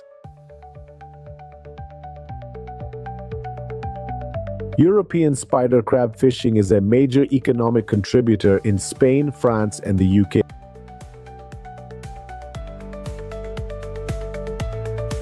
Fishers must report spider crab catches online to managers within 72 hours of capture.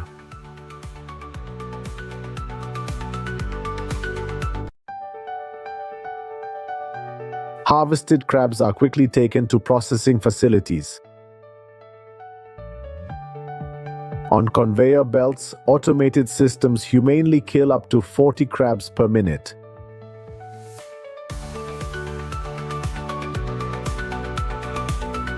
After processing, only the legs and edible parts are kept.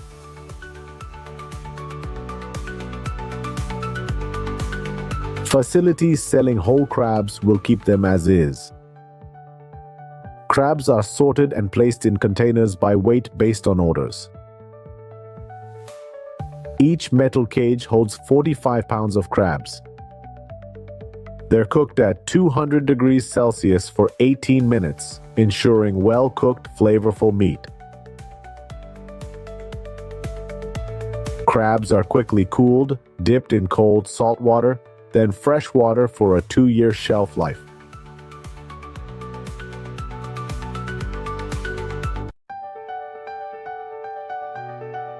Most UK caught crabs are exported to Europe, selling for about $24.99 per pound.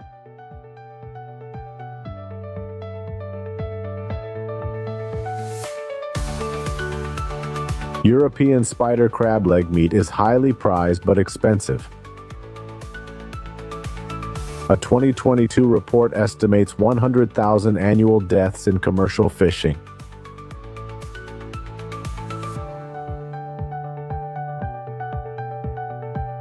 In the UK, fishing has the highest non-fatal injury rate of any industry. Despite safety improvements, commercial crab fishing remains one of the world's most dangerous jobs. Fishermen face stress, exhaustion, and harsh weather, risking falls overboard and drowning.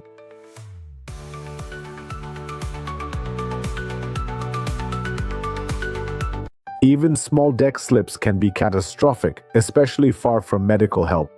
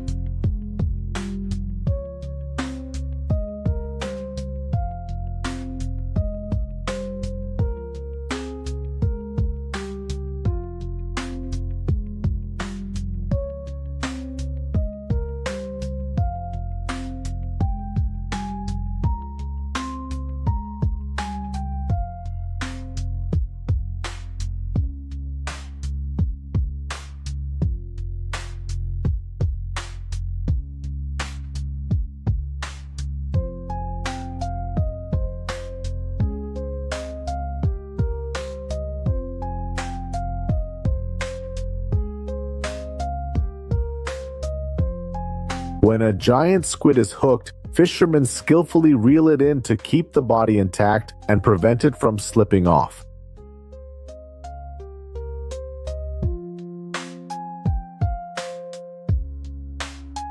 Once aboard, its entrails are quickly removed to preserve the ink and ease transport.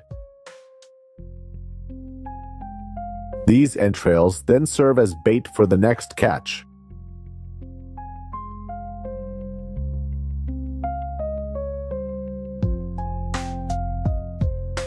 Japanese fishermen annually catch about 35 million pounds of Pacific bluefin tuna. Most of this catch goes to the food processing industry, primarily for traditional sushi and sashimi dishes. Fishermen typically use large seines to catch Pacific bluefin tuna.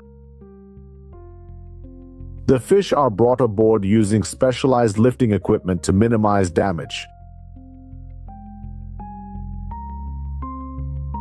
Fish are quickly killed to maintain high-quality meat. They're then stored in cold rooms at low temperatures to rapidly cool their bodies, preserving freshness until they reach Porto.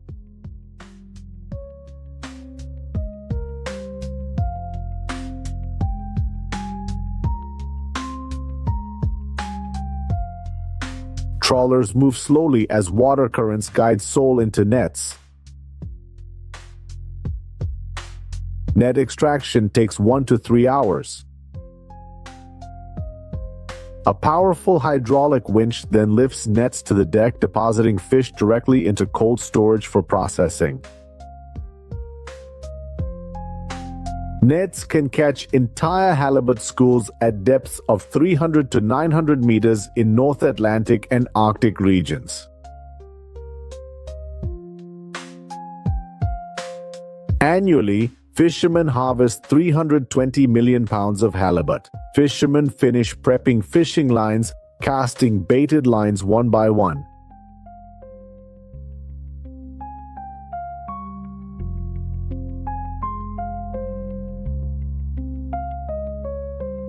This method lets them catch millions of cod. During cod season, Story's fleets operate at sea for about a month. After catching, cod is quickly filleted and frozen on board.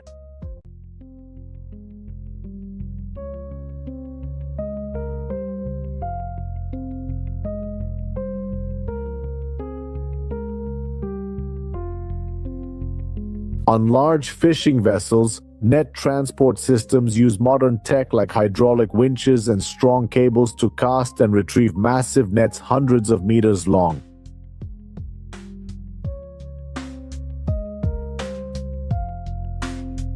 In the US, fishermen brave harsh seas daily to haul in tons of fish.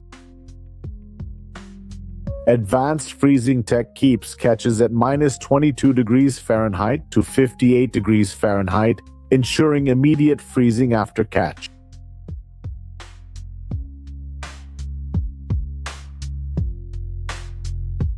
Preserving its freshness and nutritional value.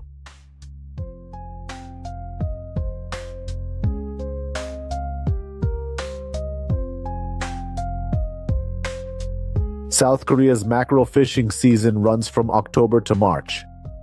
As water temps rise, mackerel migrate west, peaking in those areas.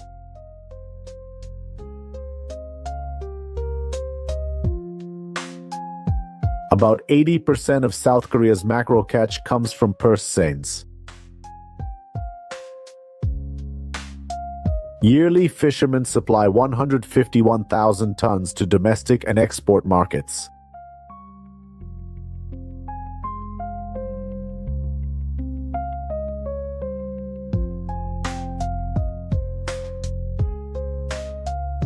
A typical fishing trip lasts 7 to 14 days. So how do fishermen keep the snapper fresh? They use cranes to carefully bring each fish aboard, avoiding damage.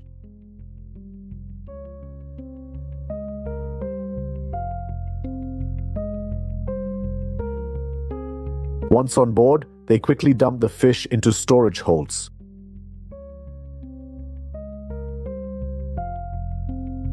Modern fishing boats have cold storage kept at 32 to 35 degrees Fahrenheit, preserving fish during long offshore trips.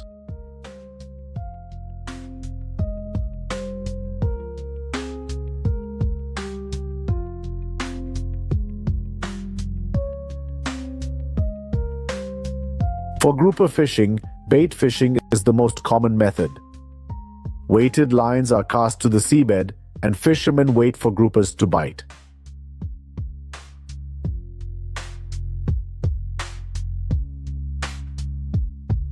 When a grouper bites, anglers set the hook and reel in smoothly to avoid breaking the line.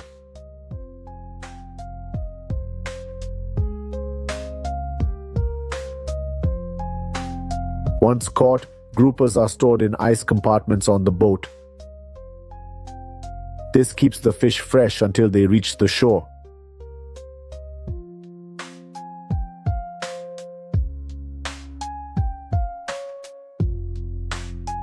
Large nets form rings in open water, helping Japanese fishers catch 3.9 million pounds of tuna yearly.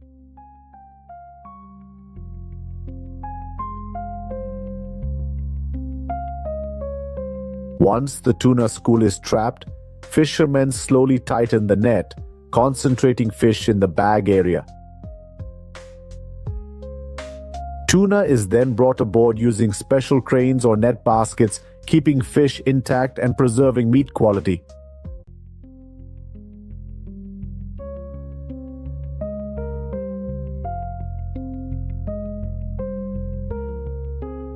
Fresh, tasty cod fillets, popular worldwide, are transported straight from fishing boats operating in deep ocean waters.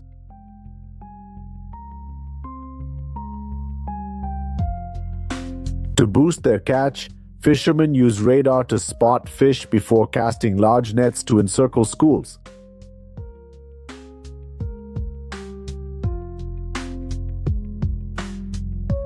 In Canada and Alaska, trawlers employ bottom trawling techniques. These massive nets enable significant catches in a single haul.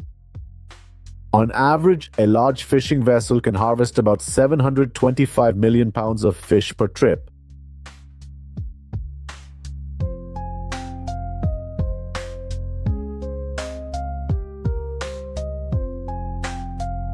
Dozens of illuminated fishing lines dangle in the water, each fitted with specialized squid hooks. When a squid is caught, the reel automatically flips it onto a metal shelf. Baskets placed below catch the falling squid. This is how offshore fleets harvest squid in distant waters. Squid is a staple of the fishing industry along China's coast. Squid fishing rigs are a trademark of offshore fleets, letting China harvest about 1.41 billion pounds yearly.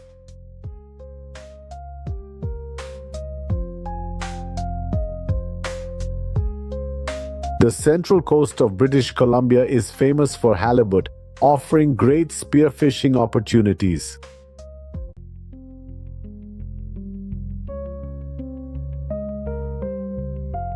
Fishers use short harpoons for easy maneuvering underwater, strong enough to pierce the halibut's thick skin.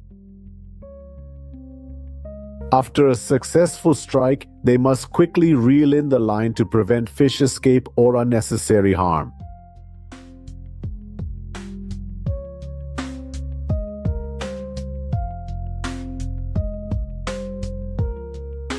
King crabs are often caught at depths ranging from 600 to 1,600 feet.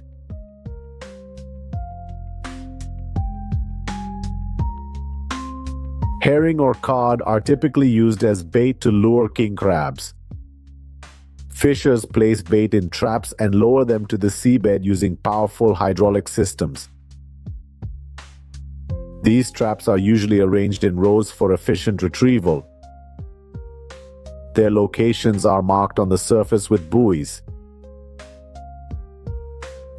After a day or two at sea, traps are hauled back and crabs are unloaded into a sorting area. There, fishermen sort king crabs as per regulations. Undersized or unfit crabs go back to sea while the rest are kept in tanks until the ship returns.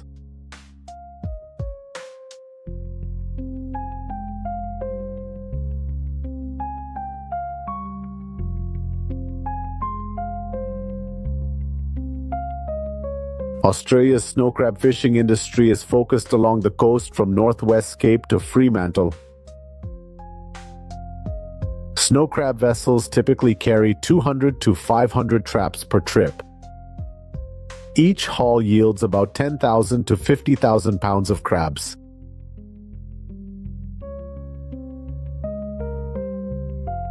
Traps are set at depths between 300 and 1,000 feet. Depending on conditions, fishers wait 12 to 48 hours before retrieving them. Snow crab fishing trips usually last 10 to 45 days to maximize the catch.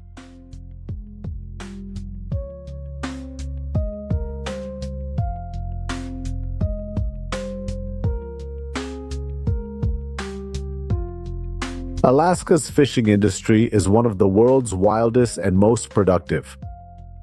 Fishermen race against time to catch and keep fish fresh until reaching shore.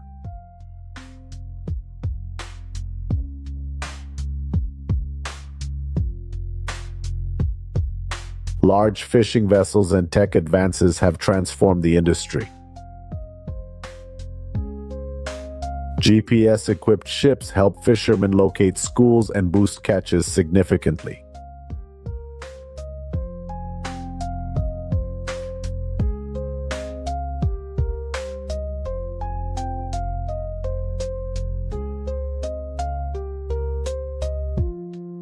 Shrimp season peaks from September to November off Texas, keeping fishermen busy.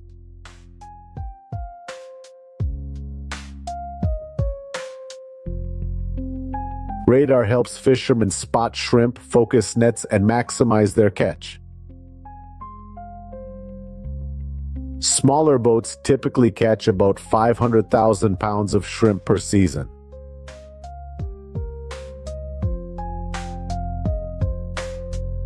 Live shrimp must be kept in cold seawater at the proper temperature. If iced, shrimp should be containerized to avoid excess pressure. Crushed ice is mixed with shrimp for quick, thorough cooling. Chilled salt water is used to minimize unwanted oxidation in shrimp meat.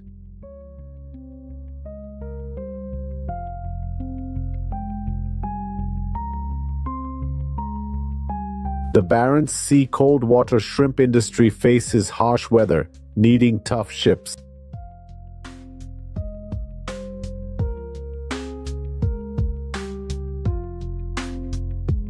Hours after nets are hauled, shrimp go to storage and then to transport tanks via conveyors. Hatch below deck. After grading, quality shrimp are cooked or frozen for preservation.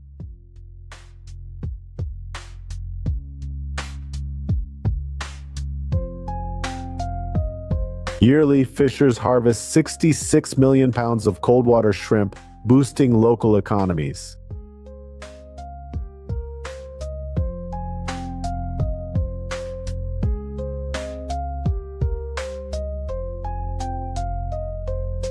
December and January are Australia's peak fishing months. With 230 vessels, the $400 million industry is Western Australia's top fishery.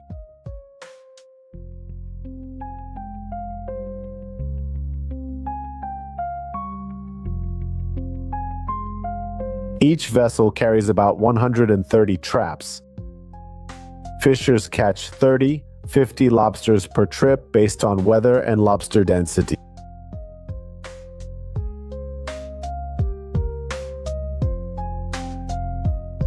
Caught lobsters are chilled on board and quickly delivered to shore.